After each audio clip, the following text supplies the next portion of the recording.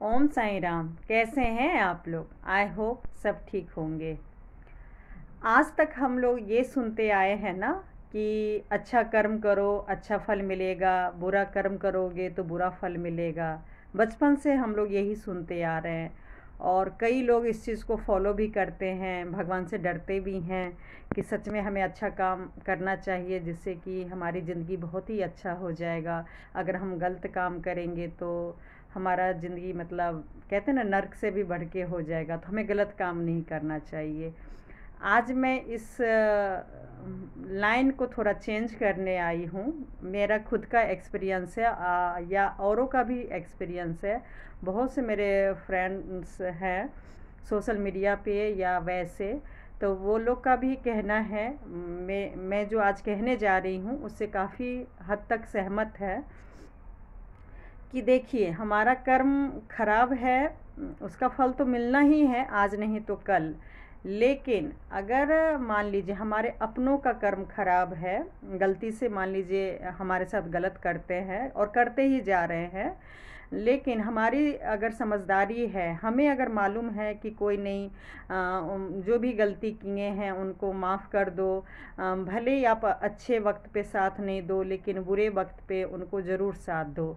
अगर हमारे में अच्छाई है हमारे में, तो हमारे अपनों के भले ही बहुत से कर्म खराब होंगे, लगातार लगातार मान लीजिए आपके साथ कोई ना कोई कुछ गलत ही कर रहे हैं, लेकिन अचानक अगर वो प्रॉब्लम में फंस जाते हैं, तो हमारी अगर समझदारी होगी, हमारी अगर अच्छाई होगी, तो हम क्या करेंगे कि मतलब उनके कर्म को माफ़ करके जो भी हमें मदद करनी है, हेल्प करनी है, वो चीज़ करके हम उनके कर्म को, हम जो भी उनके कर्म से जो बुरा रिज़ल्ट होने वाला है, अकेलापन या मान लीजिए ट्रीटमेंट की ज़रूरत है, वो उसमें अगर हमने मदद कर दिया, या मान लीजिए पैसे की मुसीबत आ गई अचानक, वो हमने मदद कर दिया, तो हमारी समझदारी से क्या होगा, भले हमारे अपने लोग, हमारे जो अपने हैं उन्होंने कुछ गलत किया है, जानबूझ के गलत किया है, साजिश रचा है,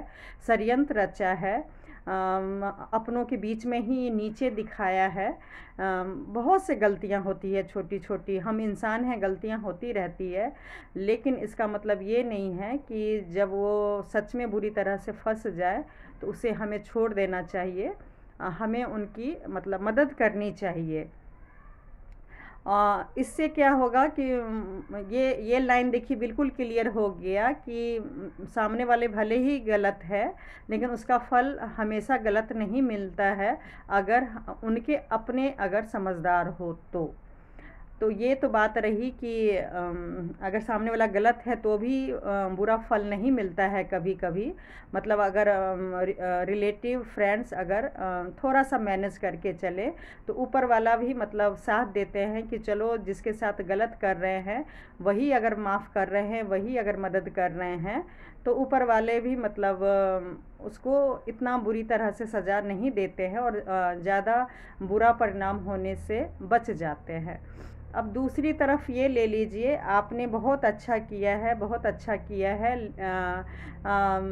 किसी को आपने ये सोच के अच्छा नहीं किया है कि कल को आज हम किसी को पैसे से या शरीर से मदद कर रहे हैं, कल को आपको भी ज़रूरत होगा। लेकिन अगर बाय चांस आपने अपने लाइफ में पूरी जिम्मेवारी निभाई है जब जब ज़रूरत पड़ा है, लेकिन ज़रूरी नहीं है कि आप वापस मांगे पैसे या शरीर से मेहनत या हारी बीमारी, देखिए कोई भी नहीं चाहता है। लेकिन अगर बाय चांस हो गया, अब बारी आती है कि जो हमने अच्छा कर्म किया है पास्ट ज़िंदगी में, उसका परिणाम क्या हमें अच्छा मिलेगा या बुरा। तो ये चीज़ भी सही बोलूँ तो हमारे सामने वाले हमारे रिलेटिव फ्रेंड पे ही डिपेंड करता है। हम तो आंख बंद करके अच्छा कर्म भगवान से डर के, समाज से डर के, या आप में हमारे में नेचर है वो कि नहीं हमें हमारे जो अपने हैं मुसीबत में हैं उनको मतलब मदद करनी चाहिए, तो वो मदद करेंगे आपकी।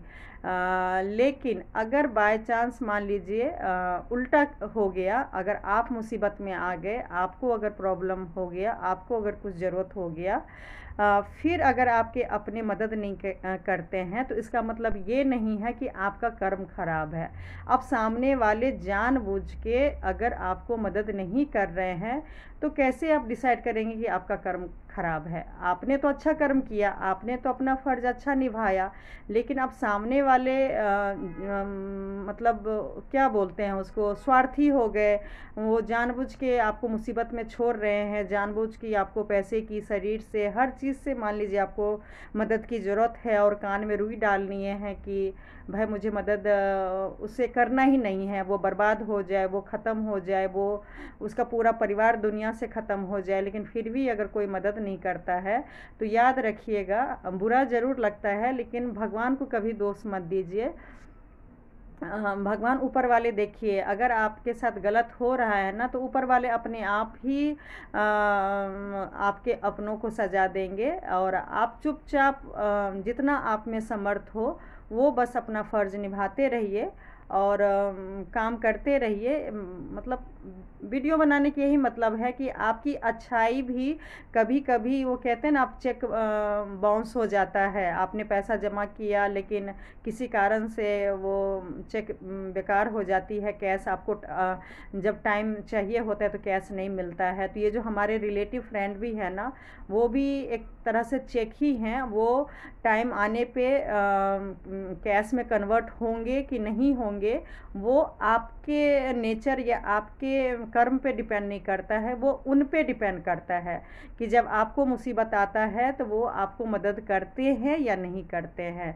अगर उनको भगवान से डर नहीं लगता है, वो सोच रहे हैं कि हम बस दुनिया में अमर हो के आए हैं, हमारे फैमिली मेम्बर को किसी को कोई मुसीबत नहीं होगा, ना पैसे से ना शरीर से, इसलिए वो आपको मदद नहीं कर रहे हैं, तो वो उनकी गलतफहमी है, उनकी नासमझी है, ना कि आपका कर्म खराब है।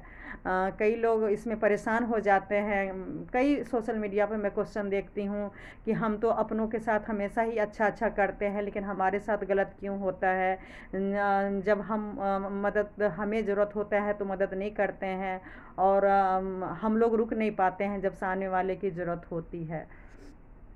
तो मैं जो अपने लाइफ में एक्सपीरियंस समझी हूँ, जो मुझे नॉलेज हासिल हुआ है, जो मुझे ज्ञान हासिल हुआ है, यही हुआ है, बस कुछ भी हो जाए आप अपना कर्म करते रहिए। सामने वाले को आप कभी भी नहीं चेंज कर सकते हैं, मरते दम तक। आप मर के भी आप साबित नहीं कर सकते हैं कि आप सही हैं और आपके अपने गलत हैं। अगर उन्होंने ठान लिया है ना कि बस नफ़रत का चश्मा लगा है, चाहे आप दुनिया से ख़त्म हो जाएं, चाहे आपके अपने ख़त्म हो जाएं, लेकिन उनको कोई फ़र्क नहीं पड़ता है, तो कोई फ़र्क नहीं पड़ता है। तो मैं अभी अपना एग्ज़ाम्पल बता रही हूँ, बस अब लास्ट ही हो रहा है। सोचिए, मुझे अब किसी भी कीमत पे हस्बैंड को एडमिट करवाना है और डॉक्टर ने बोल दिया है और 7 तारीख को शायद मैं किसी भी कीमत पे मुझे जाना होगा। और ये सब मैं काफ़ी 2-4 वीडियो में जाने से पहले मैं बना रही हूँ और इसलिए मैं आज ये वीडियो बना रही हूँ, उन 2-4 वीडियो, क्योंकि आगे फिर मुझे मौका नहीं मिलेगा। मैं 15 दिन, महीना, 2 महीना, कितने दिन हॉस्पिटल में रहूँगी, हॉस्पिटल से मैं क्या हासिल करके आऊँगी, मुझे कुछ खुद भी कुछ भी नहीं पता है। बस आप लोग से रिक्वेस्ट कर रही हूँ, जो भी मेरे शुभचिंतक होंगे, बस मुझे भले ही कोई साथ दे ना दे, लेकिन मैं अपने हस्बैंड को सही सलामत अपने घर ला सकूं। और बस सोचिए, ये मेरी बहुत बड़ी परीक्षा है लाइफ में। सोचिए, मैं बहुत बड़ी परीक्षा दे रही हूँ। वैसे तो हर परीक्षा ही इंसान अकेले देता है, लेकिन इसमें भी मैं अकेले ही दे रही हूँ। और क्यों अकेले दे रही हूँ, मेरे जो अपने हैं वो बहुत ही समझदार हैं, इतने समझदार हैं कि बहुत ज़्यादा एक तरह से मुझे चैलेंज किए हुए हैं, क्योंकि मेरा सारा वीडियो सबूत है, गवाह है कि मैं कितने महीनों से चाह रही थी कि मतलब मेरे हस्बैंड की जो भी ख्वाहिश है वो पूरी करे। लेकिन सही बोलूँ, इंसान, आप अपना जो आप कर सकते हैं ना, दूसरे पे कभी भी मत डिपेंड रहिए, कभी भी उम्मीद मत कीजिए, ज़रूरी नहीं है पैसे से या शरीर से। मैंने कई वीडियो बनाए कि मुझे पैसे शरीर नहीं है, मुझे जो चाहिए था, मेरे हस्बैंड को जो चाहिए था, अब मैं भर्ती होने जा रही हूँ। मैं मतलब हस्बैंड को भर्ती करवाने जा रही हूँ, और एक तरह से लास्ट ही वीडियो भर्ती होने से पहले मैं बना रही हूँ। लेकिन जो भी दिली इच्छा थी कि हस्बैंड की जो भी इच्छा पूरी हो जाए, आगे पता नहीं मैं हस्बैंड को लाऊंगी कि नहीं लाऊंगी, आगे क्या होगा नहीं होगा, बस भगवान के आगे हूँ। आप लोग बस मेरे लिए प्रार्थना कीजिएगा कि चाहे कोई भी साथ दे ना दे, लेकिन मैं बस अपनी दोनों बेटी के लिए उसके पिता को लाना चाह रही हूँ। और मतलब क्या बोलूँ मैं, हर लेडीज़ चाहे जैसे भी पति हो, हर लेडीज़ का ही इच्छा होता है कि वो सुहागन ही ऊपर जाए। तो मेरी भी यही इच्छा है। बाकी तो देखिए भगवान की मर्जी है, लेकिन मैं हस्बैंड से कह रही हूँ कि अभी हम लोग हैं तो देखिए दोनों बेटी अकेली पड़ गई है। एक्चुअली हम लोग को जाने से पहले सबसे ज़्यादा टेंशन ये इसी बात का है कि दोनों बेटी कैसे रहेगी। और वैसे तो बताई कि बस 20 मार्च तक बेटी का पेपर है, उसके बाद वो होली भी है, बर्थडे भी है, तो वो अपने नानी के घर चली जाएगी 20 तारीख को। लेकिन उससे पहले ये जो 10-15 दिन का टाइम है वो बहुत ज़्यादा प्रॉब्लम आएगी। तो मैंने बता दिया है, समझा दिया है कि वो अपने नानी के घर, मौसी के घर पास में ही है। कोई भी देखिए 12 बजे रात में भी अगर ज़रूरत पड़ेगी तो वो लोग आ जाएंगे, इसमें कोई बड़ी बात नहीं है। लेकिन मेरी बड़ी बेटी बोली कि कोई नहीं, कुछ दिन हम लोग यहीं पर मैनेज कर लेते हैं, और ज़्यादा दिक्कत होगा तो घर में देखिए सब लोग हैं, ऊपर रहती है, नीचे चाचा चाची दादा दादी सब लोग हैं, आस पड़ोस के सब लोग हैं। और मैंने कई वीडियो बनाए कि हम लोग कई सालों से, मेरी शादी को 24 साल हो गए, कई सालों से सब साथ ही रहे हैं। तो मुझे किसी ने बोला कि एक मौका तो दो, गलतफहमी दूर करने का मौका तो दो। हो सकता है कि आपको लगता हो कि आपकी बेटी को कोई नहीं देखेगा, लेकिन इतने भी बुरे आपके ससुराल वाले नहीं हैं। चाहे सास हो, चाहे देवरानी हो, चाहे ससुर हो, देवर कोई भी हो, जब सच में आप अकेले छोड़ के जाएंगे अपने बच्चों को, क्योंकि मैं इंतज़ाम कर रही थी, और आप लोग को पता है कि दूसरे अनजान काम वाली को या किसी दूर के लोगों को घर में बुला के रात भर अकेले रखना सही नहीं है। तो जिस वजह से जो मैं इंतज़ाम करना चाह रही थी वो अभी तक पक्का नहीं हुआ है, क्योंकि वैसे हम लोग मई जून में सोच रहे थे करवाने के लिए, लेकिन अभी प्रॉब्लम इतनी आ गई है कि हमें कुछ जो प्रोसेस है अभी हमें जल्दी एडमिट करना पड़ेगा, और इंतज़ाम नहीं हुआ है। तो मैं सब कुछ भगवान पे छोड़ रही हूँ। मैंने वीडियो भी बनाई कि डिलीवरी के टाइम पे तो मैं बहुत सा इंतज़ाम कर ली थी, लेकिन देखिए सारा इंतज़ाम फेल हो गया, और भगवान ने जो चाहा उस हिसाब से सब कुछ हो गया था। तो अभी भी मैं भगवान पे ही छोड़ के दोनों बेटी को जा रही हूँ, क्योंकि हमें अचानक ही जाना पड़ रहा है। बेटी बोल रही है मैनेज कर लेंगे, और काफ़ी लोगों के नंबर है मेरे मोबाइल में, ऐसी बात नहीं है कि कोई मदद नहीं करेंगे, जब ज़रूरत होगा तो मदद करेंगे। बहुत से लोग, ऐसी बात नहीं है कि इस सेक्टर में जहाँ मैं रहती हूँ वहाँ लोग नहीं जानते हैं या मेरे हस्बैंड को नहीं जानते हैं, बस हम लोग घर की बात बाहर नहीं बता रहे हैं, नहीं मदद मांग रहे हैं। लेकिन बहुत से लोग बोल रहे हैं कि अगर आपके ससुराल वाले आपकी बेटी को नहीं रखेंगे, नहीं मदद करेंगे तो हम लोग हैं।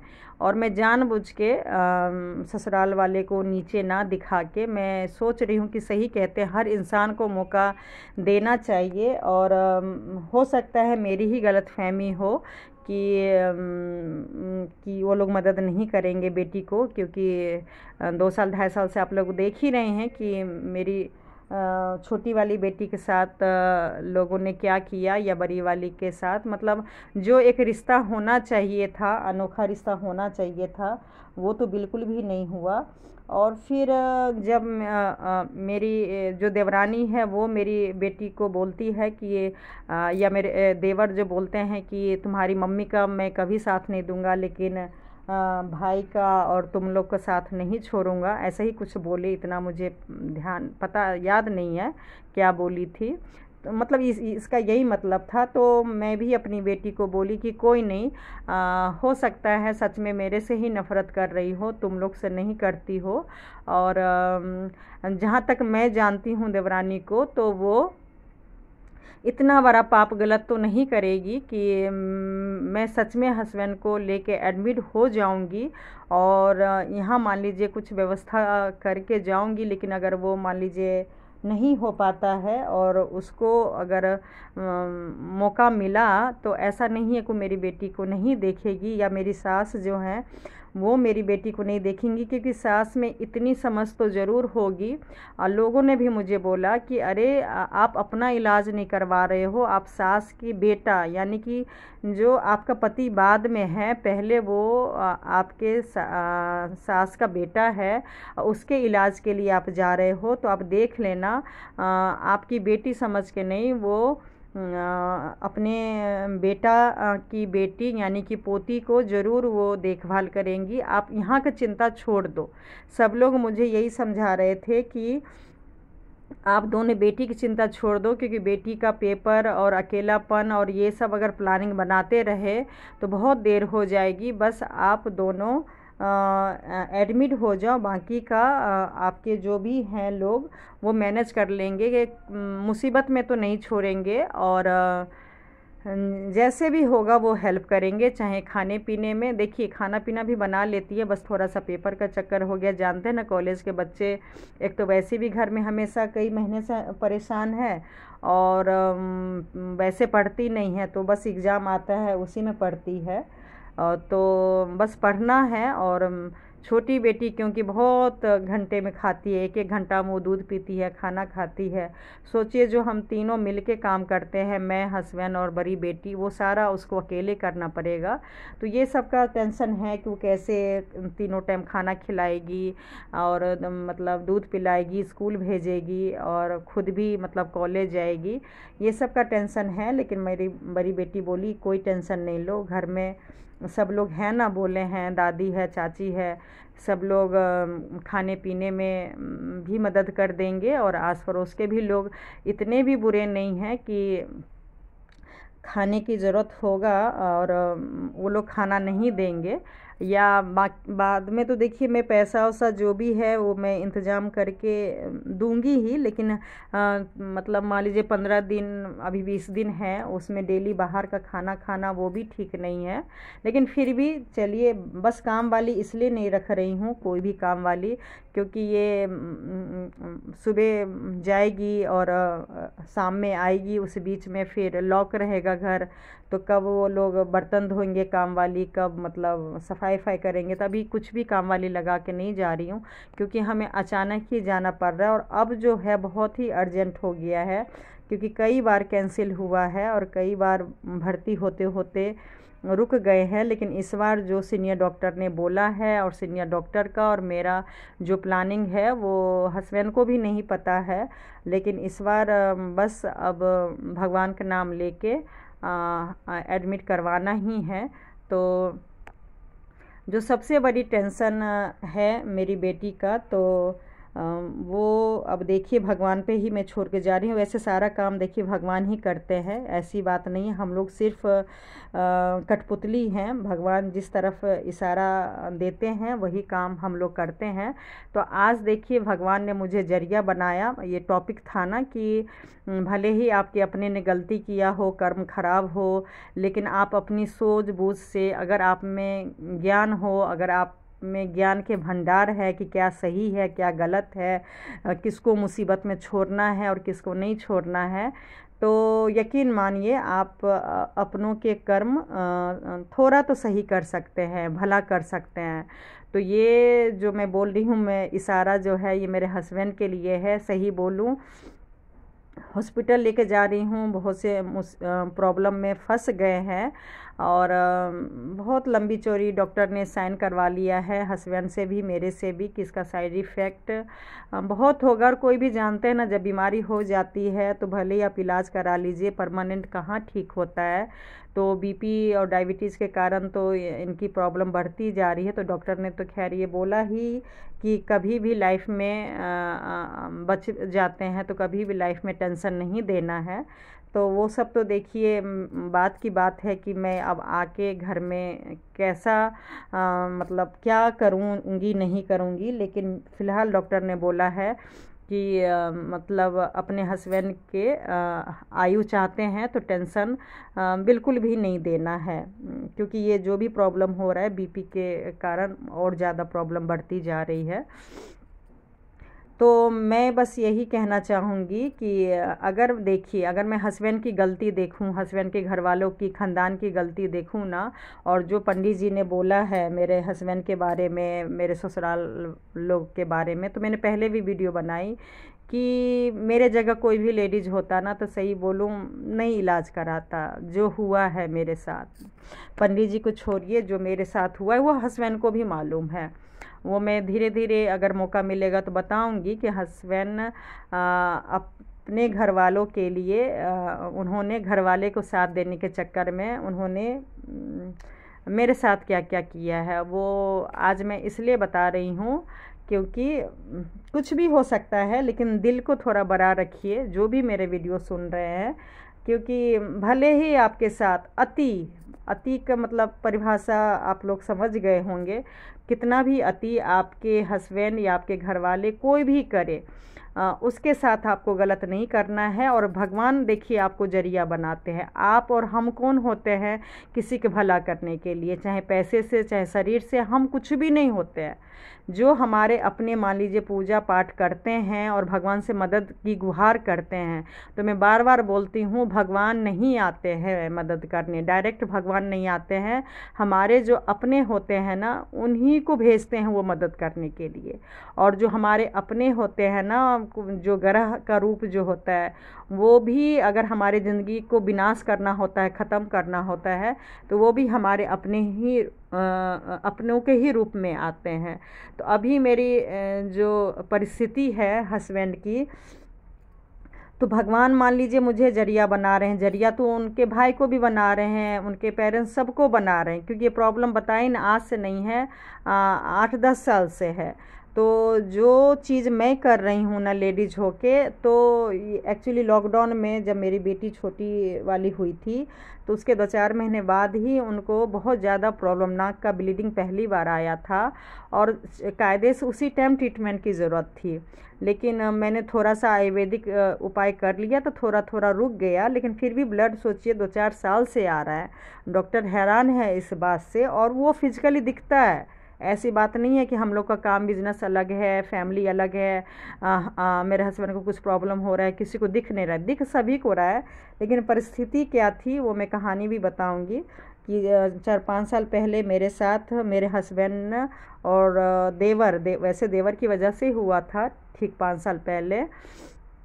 तो जिसकी वजह से मतलब मैं हस्बैंड को भी मतलब माफ़ नहीं कर पाई, क्योंकि उन्होंने भाई और घरवाले के साथ दिया, और इसी एम्स को लेके ही हुआ। मतलब यहाँ तक मुझे बोल दिया गया था कि एम्स तुम्हारे बाप का है, और बहुत कुछ, और उसमें सब के सब शामिल थे।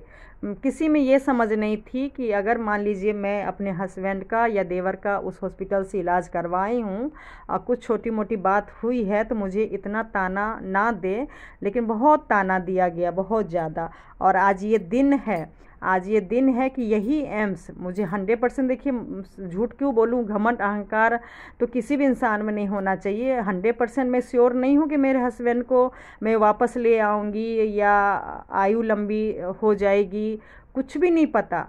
लेकिन जरिया देखिए भगवान वही फिर से एम्स बनवा रहे हैं। जो मेरे हस्बैंड अपने भाई का साथ दिया, अपने माँ बाप का साथ दिया, और आज वो अकेले हैं और इस बीवी के मजबूर है, मतलब सही बोलूँ उनको बड़ी गिल्टी फील हो रही है, वो बोल भी नहीं पा रहे हैं, वो कुछ कर भी नहीं पा रहे हैं, इसलिए वो इलाज भी मेरे साथ नहीं करवा पा रहे थे, या आगे भी कराएंगे कि नहीं। मतलब उनको बड़ा इस चीज़ का बहुत अफसोस है कि आखिर मैंने किस लेडीज़ के साथ गलत किया, या किस घर वालों के लिए मैंने अपनी बीवी के साथ गलत किया। बहुत कुछ बोल जाते हैं, बहुत कुछ बोल भी नहीं पाते हैं। तो मैं समझ रही हूँ उनकी परिस्थिति कि वो किस दुविधा में है, और मैं खुद भी बहुत, मैं दुविधा में नहीं हूँ, आप यकीन कीजिएगा आप लोग। और मैं कहना चाह रही हूँ, अगर मेरे पति अगर मेरे साथ गलत किए, फिर भी आज मैं खड़ी हूँ, और शरीर से, पैसे से, समय से, और सही बोलूँ हाँ, बस एक मैं पहले भी इलाज कराती, ऐसा भी नहीं था कि मैं इतना नाराज़ गुस्सा थी। लेकिन जो मेरी छोटी बेटी हुई ना, 2.5 साल, जब तक मेरा हाथ नहीं टूटा ना, आप लोग यकीन नहीं करेंगे, मैं तो कितना वीडियो बनाती थी कि बाथरूम भी अगर मैं जाती थी ना, तो उसमें भी वो रोती रहती थी, ना वो पापा के पास रहती थी और ना ही मेरी बड़ी बेटी के साथ। तो बस वो तो मेरा हाथ टूटा, जिसकी वजह से मेरी बेटी अचानक बदल गई। और फिर ये सारा सिस्टम तो पता ही है कि मैं अपना इलाज करवाई, हस्बैंड का करवा रही हूँ, ये सब तो चलिए कई बार बोल चुकी हूँ।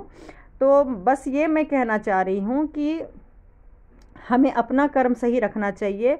और आज मैं सोशल मीडिया पे सच बोल रही हूँ, चाहे मेरा या मेरे हस्बैंड या मेरी बेटी को कोई साथ दे या ना दे, लेकिन जब तक मेरी सांस है, या मेरे हस्बैंड की सांस है, या मेरी बेटी की सांस है, मेरे अपनों को अगर कान में पड़ा, पैसे से, शरीर से, हॉस्पिटल कहना नहीं चाहिए, लेकिन ये सच्चाई है कि अमर हो के नहीं आए हैं, एक जाना भी है, और सीधे सीधे ऊपर चले जाना, भाई इसके लिए बहुत अच्छा कर्म करना पड़ता है। जो कुछ कष्ट है हमारे पिछले जन्म के या इस जन्म के, वो तो देखिए हमारा जो कर्म है यही हारी बीमारी के रूप में ही आता है, और वो हर इंसान को झेलना पड़ता है। ऐसा नहीं है कि आज मेरे हस्बैंड ही झेल रहे हैं, जो जो जैसा कर्म किया है देखिए उसको तो देखिए, कहते ना बीमारी के रूप में फल मिलना ही मिलना है, और वो हम सबको झेलना है। तो उसके लिए अगर किसी को भी ज़रूरत होगा, आज मैं ये वीडियो सेव कर लीजिएगा, कभी भी चैलेंज आप मुझे कर सकते हैं, चाहे मेरे फ्रेंड हो, रिलेटिव हो, यहाँ तक कि आप लोग में से कोई भी अगर किसी को अगर दिल्ली एम्स में इलाज करवाना हो, कैसे होता है, क्या होता है, मैं कैसे डायरेक्ट सर्जन डॉक्टर से बात कर रही हूँ, और बहुत ही फैमिली मेम्बर की तरह वो मेरे से बात कर रहे हैं, बहुत ही अच्छे से मेरे साथ बिहेवियर कर रहे हैं। आप लोग यकीन नहीं करेंगे, जो मैं बाहर आती हूँ पेशेंट के साथ, तो जो बाहर वेट कर रहे होते हैं वो मेरे पीछे पीछे आते हैं, वो कहते हैं कि सीनियर सर से मेरी बात करवा दीजिए, फ़ोन नंबर है तो फ़ोन नंबर दे दीजिए, हम कई महीनों से चक्कर काट रहे हैं, 1 साल हो गया, 1.5 साल हो गया, 2 साल हो गया, हम लोग का ऑपरेशन का डेट नहीं मिल रहा है। होता है, मैं मानती हूँ एम्स में ये सिस्टम है ऐसा कि कुछ लोगों को सच में काम सही से हो जाता है और कुछ लोग को नहीं हो पाता है, लेकिन मेरा नसीब कह लीजिए, मेरा नेचर कह लीजिए, मेरे मतलब भगवान की कृपा कह लीजिए कि ये सब काम ना मतलब इतनी आसानी से मतलब हो जाता है। मतलब मेरे हस्बैंड भी हैरान है। वैसे वो अपने भाई के बातों में आके 5 साल पहले जो भाषा मेरे देवर ने बोले थे, मेरे देवर को भी पता है कि मैं उनका जो आँख का ट्रीटमेंट करवाई थी वो मैं किस तरीके से करवाई थी, सब कुछ उनको पता है। लेकिन ये वक्त वक्त की बात होती है, अब उनका काम निकल गया तो वो सोच रहे हैं कि बस अब ज़िंदगी में एक ही बार प्रॉब्लम होना था, हो गया, भाभी ने ठीक करा दिया, अब उनको कुछ होगा ही नहीं। तो चलो उनकी अब गलत फहमी कहो या जो भी कहो, लेकिन हस्बैंड ने भी मुझे एक तरह से चैलेंज किया था, मतलब बहुत मतलब मुझे कटघरे में खड़ा कर दिया गया था। वो कहते हैं ना, जो सब मिल के मुझे पुरस्कार देना चाहिए था, प्रोत्साहन करना चाहिए था कि लेडीज़ हो के देखो घर के दोनों बेटे को कैसे ठीक करके रखी है, तो मुझे कटघरे में खड़ा कर दिए। आज यही बहू, यही भाभी, यही पत्नी, भगवान फिर से मौका दे रहे हैं कि मैं अपने हस्बैंड का इलाज करूं, और मैं अपनी सास के बेटे का, ससुर के बेटे का इलाज करवाऊँ। क्योंकि सही बोल रही हूँ, मुझे कई लोगों ने बोला है कि आज मेरी सास के 2 बेटा है ना, सही बोलूँ इसलिए वो पत्थर बनी हुई है। नहीं तो देखिए, आज एक बेटा, याद कीजिए जो सिद्धू सिंगर हैं जो पिछले साल उनको मार दिया गया था, 60-65 साल की हैं, वो भी देखिए अभी इस एज में उन्होंने फिर से कंसीव किया और उन्होंने फिर से बेटा को जन्म दिया। तो बेटा तो देखिए ऐसी चीज़ होती है कि भाई बेटा के लिए तो इंसान क्या नहीं करता है। लेकिन मेरी सास पत्थर बनी है, बनवाई गई है। मेरे ससुर, क्योंकि बस सबको लगता है कि भाई 2 बेटा है, एक बेटा को अगर कुछ हो भी जाता है, बहू अकेली है, परेशान है, तो क्या फ़र्क पड़ता है, एक बेटा तो है। लेकिन वक्त किसने देखा है। मतलब मैं किसी को कुछ बद्दुआ तो नहीं दूंगी, लेकिन बस इतना मैं ज़रूर कहूँगी कि घमंड देखिए नहीं होना चाहिए, अहंकार किसी में नहीं होना चाहिए। और 2 बच्चे या 4 बच्चे जो भी हैं सब बराबर हैं। और ख़ासकर भाई अगर जन्म और मृत्यु का समय अगर आपके खुद के बच्चे का चल रहा है, तो आपको सब कुछ छोड़ छाड़ के आपको जी जान लगा के उसकी मदद करनी चाहिए। और ख़ासकर अगर भगवान ने बहू को ज़रिया बनाया है, तो यकीन मानिएगा, भगवान ना करे मेरे बच्चों के साथ ऐसा थोड़ा भी कुछ तो किसी का हो अगर, लेकिन थोड़ा भी अगर कोई मदद करते हैं, कोई भी चीज़, ज़रूरी नहीं है शरीर से, पैसे से, शरीर से, समय से, तो सच में मेरी देवरानी तो बोली थी कि मैं ग़ुलाम रहूँगी, लेकिन यकीन मानिएगा मैं सच में ग़ुलाम रहूँगी। क्योंकि ये बुरे दिन में जो भी मदद करते हैं ना, उस इंसान को कभी भी नहीं भूलना चाहिए, मरते दम तक नहीं भूलना चाहिए। और बात रही कि भाई उसने ये बोला और उसने ये बोला, तो मैं कई वीडियो बनाई हूँ और हो सकता है मैं डिटेल में अब बनाऊँगी कि जितना बुरा शब्द मेरी लाइफ में मेरे सास और मेरे पति, जिस पति को आज मैं ठीक करवाने जा रही हूँ, भगवान ने मुझे ज़रिया बनाया है, उतना बुरा, सही बोलूँ, मेरे देवर ने भी कभी नहीं बोले, मेरे ससुर ने भी नहीं बोले और देवरानी भी नहीं बोली, झूठ क्यों बोलूँ, जितना मेरे सास और मेरे पति ने बोला है। तो लेकिन अगर मैं वो सब चीज़ को याद रखूँ ना, तो आज जो मैं अपने हस्बैंड को इलाज करवा रही हूँ वो भी निस्वार्थ, मैं बार बार कहती हूँ, उनके जाने से भी मुझे 1 रुपये का फ़ायदा नहीं है, उनके रहने से भी फ़ायदा नहीं है अगर पैसे के मामले में देखा जाए तो। क्योंकि उन्होंने इंश्योरेंस कराया नहीं, उनके पास रिटायरमेंट पेंशन नहीं है, कुछ भी नहीं है कि मैं इस लालच में छोड़ दूँ कि पाप करूँ कि भाई ख़त्म हो जाए तो क्या फ़र्क पड़ता है। और अगर ज़िंदा भी हैं तो काम उस हिसाब से कर नहीं रहे हैं कि जिस वजह से मैं ज़िंदा रखूं कि वो मुझे पैसा दे। लेकिन एक बस मैं ये ज्ञान आप सब लोग ले लीजिए, निस्वार्थ एक दूसरे को मदद कीजिए। क्योंकि यहाँ तो आपने जिस धरती पे जो भी रिश्ता बनाया है ना, इस बार अगली बार कौन से रिश्ते में आप लोग को कन्वर्ट कर दिया जाएगा कुछ भी नहीं पता है। तो बस आप भगवान के बंदे हैं, सब हम लोग भगवान के ही बच्चे हैं, ये सोच के मदद कीजिए। और ये जो लोग दिल में रखते हैं ना और कहते हैं भाई उसने ऐसा बोला, उसने वैसा बोला, इसलिए हम ज़िंदगी भर मदद नहीं करेंगे, तो ज़रा अपने अंदर सब लोग झांक के देखिए कि सच में आप लोग ने क्या किया है सामने वाले के साथ। लेकिन फिर भी आज मैं चैलेंज कर रही हूँ कि कोई भी, जैसे मैंने पहले मदद किया है, जितने बार मौका मिला, कई लोग कहते हैं ना भाई 2 ही बार 4 बार ही तो मदद किया, लेकिन बस मैं ये बस कहना चाह रही हूँ, आज प्राउड से मैं कहना चाह रही हूँ कि भगवान ने मुझे जब जब मौका दिया, चाहे मैके में, चाहे ससुराल में, चाहे पैसे से, चाहे शरीर से, मैं आंख बंद करती हूँ तो यकीन मानिएगा मेरा जवाब यही मिलता है कि मैंने कभी भी किसी को अकेले नहीं छोड़ा। ये बहुत, मेरा दिल, सही बोलूँ, गदगद हो जाता है कहने में, और प्राउड में फील करती हूँ इस बात पे कि भले ही मेरे साथ लोगों ने गलत किया है, इसमें कोई शक नहीं है, लेकिन मैं आज भी खरी हूँ। मैं अपनी बेटी को भी समझा रही हूँ कि जब जिसे ज़रूरत पड़े, जैसे ब्लड देना है तो रिलेटिव में अगर पता चले तो तुम अब इतना एज हो गया है, आराम से ब्लड डोनेट कर सकते हो, और शरीर से, पैसे से, जो भी अगर कर पाओगे तो हमेशा करना। कई लोग, जैसे ये घर की बड़ी बहन है, मैंने बोला कि ये घर परिवार में जो भी प्रॉब्लम हो रहा है, लेकिन अगर कल को कज़न तुम्हारी बहन है, भाई है, अगर वो लोग को भी तुम्हारी मदद की, राय की ज़रूरत है, हेल्प की ज़रूरत है, तो वो तुम खुलेआम करना, ये मत सोचना कि तुम्हारी मम्मी के साथ ये हो रहा है, तुम्हारे पापा के साथ ये हो रहा है, नहीं।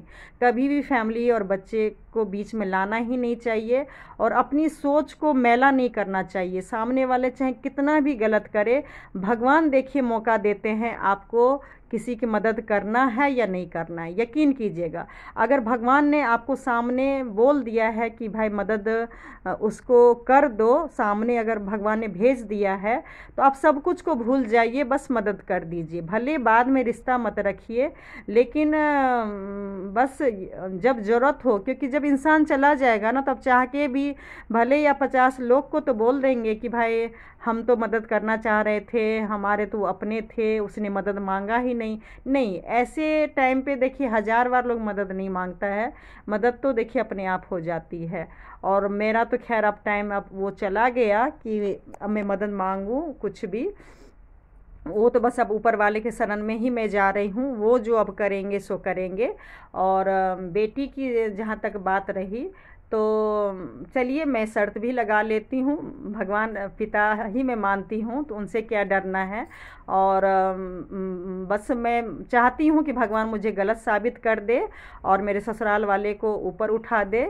ऊपर उठा दे मीन्स उनको सही साबित कर दे कि हाँ मैं गलत थी, और वो मेरे पीछे दोनों बेटी को उन्होंने बहुत केयर किया, खाना पीना रहना। मेरी बेटी छोटी वाली तो अकेले घर में रहेगी, क्योंकि उसका बड़ी वाली का अटेंडेंस बहुत कम है, ऊपर से एग्ज़ाम भी है, तो जिसकी वजह से छोटी बेटी को अकेले घर में रहना होगा। तो सब कुछ अब मैं ऊपर वाले पे छोड़ के अब मैं हॉस्पिटल बस अब सुबह हस्बैंड को एडमिट होने के लिए निकल जाऊंगी 7 तारीख को। तो मैं बस सच बोल रही हूँ, बस इस बार मैं चाह रही हूँ भगवान मेरे ससुराल वाले को आप लोग गलत साबित नहीं करना, क्योंकि मेरे हस्बैंड को बहुत भरोसा है उनको अपने माँ बाप और भाई पे, भाई की बीवी पे, कि वो बेटी को देख लेंगे। मैं बोली ना, डिलीवरी के टाइम पे भी मेरा टाका भी नहीं कटा था, और मेरे हस्बैंड बहुत झगड़ा किए थे जब मैं बोली थी कि मैके चलिए, काम वाली जा रही थी, तो उन्होंने बोला क्यों जाना है मैके, सो देवरानी है ना, मतलब वो कर देगी। तो उनको बहुत भरोसा था वो करेगी, लेकिन उसने नहीं किया। तो इस बार मैं सच में छोड़ के जा रही हूँ जिस घर में रह रही हूँ, और एक मौका देना चाहिए हर इंसान को, क्योंकि मैंने कई साल देवरानी के सास के साथ बिताए हैं, और बड़े बड़े गलती को चाहे पति हो चाहे मेरे सास हों, सबके गलती सच में माफ़ की हूँ, इसमें कोई शक नहीं है।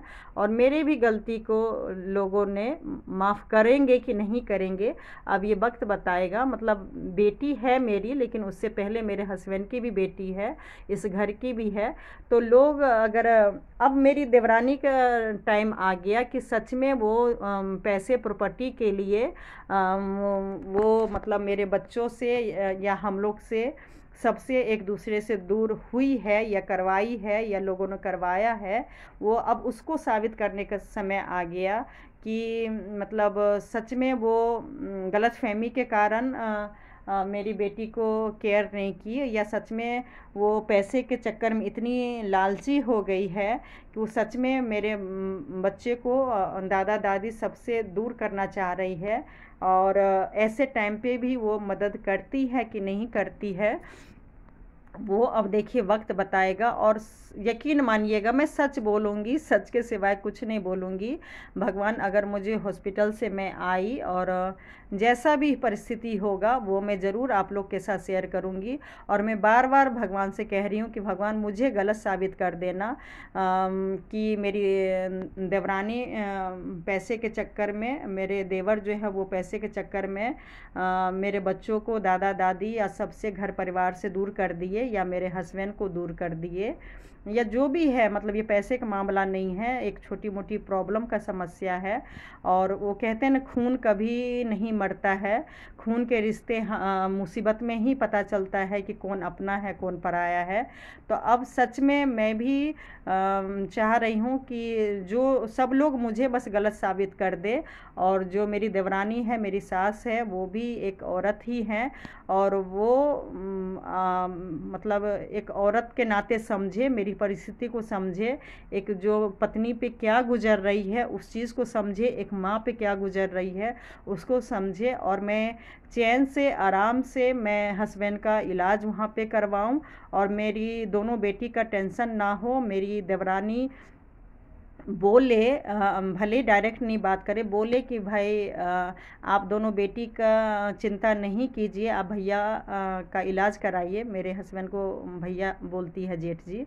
और आप घर की चिंता नहीं करना, जैसे कि पहले बात होती थी।